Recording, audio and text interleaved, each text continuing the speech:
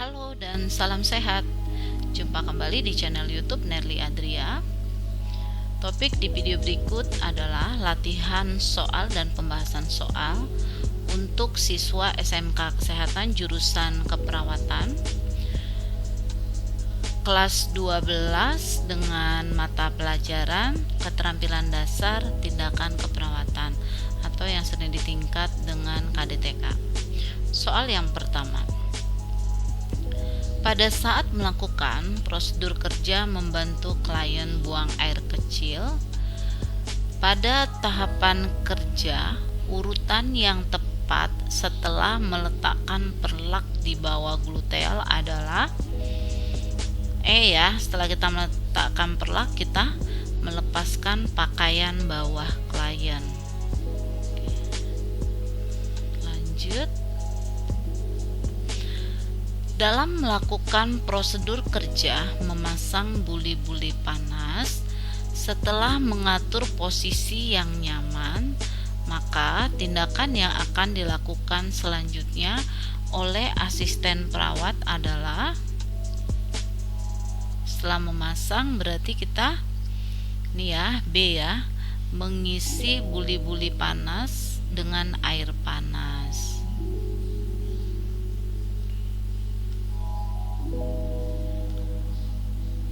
Soal berikutnya, tujuan pemasangan buli-buli panas adalah memperlancar sirkulasi, benar juga. Oke, jawaban yang paling tepat untuk soal ini adalah A, memperlancar sirkulasi. Lanjut. Penggunaan buli-buli panas dilakukan pada pasien menggigil dan luka memar, bukan ya, kesakitan dan demam dan pembengkakan. Yang tepat di sini adalah demam dan hipotermi. Ini berarti masuk indikasi indikasi pemasangan buli-buli panas. Lanjut.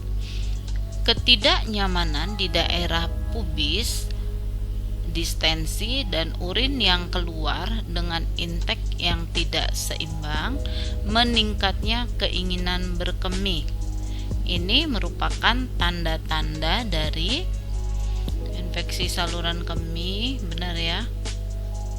Nah, jawaban yang tepat untuk soal ini adalah infeksi saluran kemih. Mengapa jawabannya infeksi saluran kemih? Karena masuk di tanda dan gejala infeksi saluran kemih. Keadaan sakit atau kesulitan berkemih disebut disuria ya. Jenis cairan untuk mengganti cairan pada pasien yang mengalami dehidrasi akibat diare.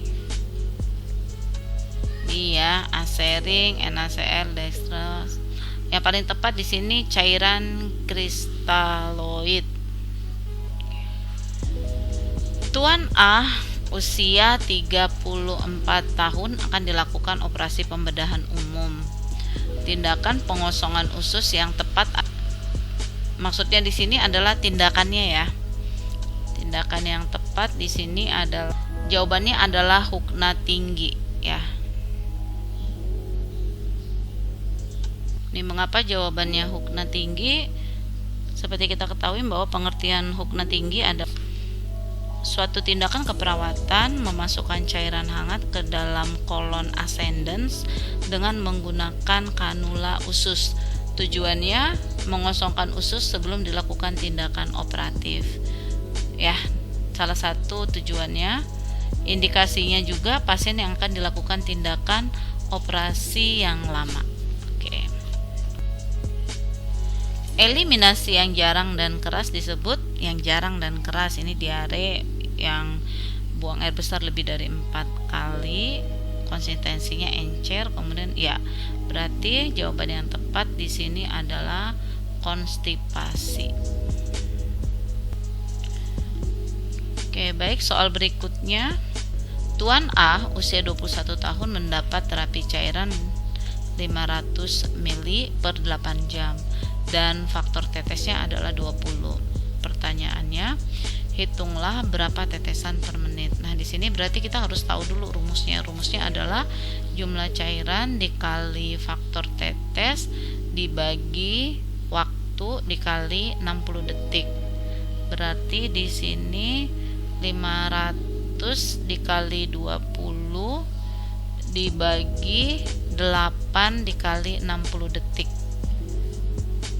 Berarti jawaban yang tepat di sini adalah 10.000 dibagi 480. 20. Jawaban yang tepat di sini adalah 20. Tuan G usia 41 tahun mendapat terapi cairan infus 1.500 per 24 jam. Berapa faktor tetes yang digunakan untuk menghitung tetesan infus? Nah, karena ini dewasa, faktor tetes yang digunakan adalah 20. C ya. Seorang bayi usia 2 bulan mendapatkan terapi cairan asering 100 ml per 8 jam. Faktor tetes yang digunakan adalah, kalau untuk bayi faktor tetes yang digunakan adalah 60 ya. Jawabannya. Seorang bayi usia 2 bulan mendapatkan terapi cairan asering 100 ml per 8 jam. Hitunglah tetesan per menit ya. Berarti di sini kita harus tahu dulu rumusnya. Jumlah cairan dikali faktor tetes dibagi waktu dikali 60 detik ya. Nah, berarti 100 dikali 60, 60-nya faktor tetes dibagi 8 ya, waktu dikali 60 detik. Berarti 6.000 ya, 6.000 dibagi 480. Berarti 12,5. Yang paling mendekati di sini adalah 12. Tuan V usia 42 tahun mendapat terapi cairan glukosa 5% dengan kebutuhan 2.000 per 24 jam dan faktor tetesnya adalah 20. Hitunglah tetesan per menit. Ya, rumusnya sama ya, seperti menghitung infus. Rumusnya adalah jumlah cairan dikali faktor tetes 20 dibagi 24 dikali 60. Jawabannya di sini adalah 28. Diketahui Tuan A memiliki berat badan 70 kilo. Kemudian IWL-nya, rumus IWL adalah 15 cc per kilogram BB per hari. Hitunglah IWL per jam. Rumusnya adalah 15 dikali 70. Itu sama dengan 15 kali 70, 1050. Karena kita diminta untuk mencari IWL per jam, berarti dibagi 24. Berarti hasilnya adalah 43,75. Nah, berarti yang paling mendekati di sini adalah E. Berikut yang termasuk output adalah nih ya, urin ya, pembuangan, sisa, eliminasi. Posisi yang tepat untuk melakukan tindakan latihan nafas dalam adalah, paling tepat adalah semi Fowler. Jawabannya A. Cara melatih pasien melakukan pernapasan perut adalah, yang paling tepat di sini adalah B. Perintahkan klien untuk menarik nafas dalam melalui hidung dengan mulut ditutup, kemudian hitung hingga 3 hitungan. Jawaban yang tepat adalah B. Perintahkan klien untuk menarik nafas dalam melalui hidung dengan mulut ditutup hingga 3 hitungan.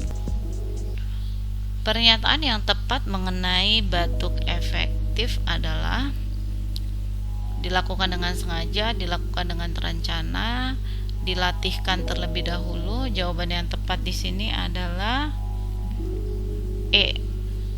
Jawaban A, B, C benar. Mencegah kelebihan cairan dan memberikan terapi cairan yang tepat adalah tujuan dari menghitung tetesan. A ya jawaban yang tepatnya. Ini disesuaikan aja dengan pengertian menghitung tetesan. Indikasi menghitung tetesan infus adalah pasien dengan perdarahan. Nih, yang tepat adalah C, pasien dengan pemasangan infus. Tuan A, usia 30 tahun, dirawat di ruang mawar. Keluhan sesak nafas dan seperti ada dahak di tenggorokan. Akan dilakukan tindakan latihan nafas dalam. Apa tujuan latihan nafas dalam jika dilakukan pada Tuan A? Maksudnya berdasarkan keluhan dari Tuan A ini bahwa akan dilakukan tindakan latihan nafas dalam, kemudian apa tujuannya? Nah, seperti itu. Tujuannya adalah E ya, mengurangi sesak nafas akibat akumulasi sekret. Ini sesuaikan keluhannya. Ini ada dahak di tenggorokan, ada sesak nafas. Nah, seperti itu. Jawaban yang tepat adalah E. Pada tindakan batuk efektif, setelah lendir ditampung pada port sputum, maka langkah selanjutnya adalah pada tindakan batuk efektif setelah lendir ditampung pada port sputum, maka langkah selanjutnya adalah C ya, auskultasi.